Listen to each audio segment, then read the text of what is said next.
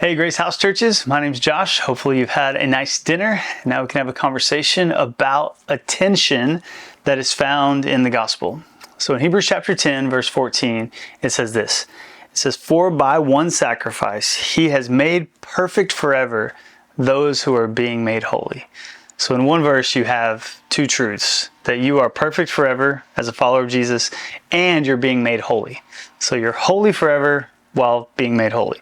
And theologically, these two words are justification and sanctification. So justification is the once and for all legal status that you are before God as if you've never sinned.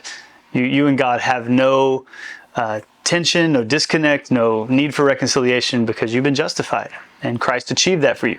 But then sanctification is the process by which you are made holy over time.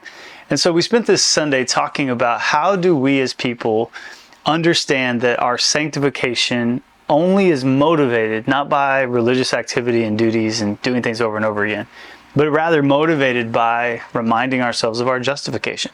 That's what the author of Hebrews is saying. He's saying your union with God is fixed, though your communion with God may ebb and flow and change. But I think one of the ways the enemy wants us to fail is to discount our justification because we're struggling in our sanctification. Because we're not perfect yet, because we still have issues and struggles and bad habits and we're still stuck in some things, we start to wonder if we're even saved. And so I use C.S. Lewis as an illustration. In the Chronicles of Narnia, it's a frozen land, and as Aslan moves through the land, things start to melt away. And that's what it means to follow Jesus, is that as Jesus moves through your life, frozen things are thawed out. There are things that are transformed, and little by little, God takes away your desire. And at the end, I talked about Tim Chester, who has a quote from his book called You Can Change, and he says, "The secret of gospel change is being convinced that Jesus is the good life and the fountain of joy, and any alternative would be a letdown."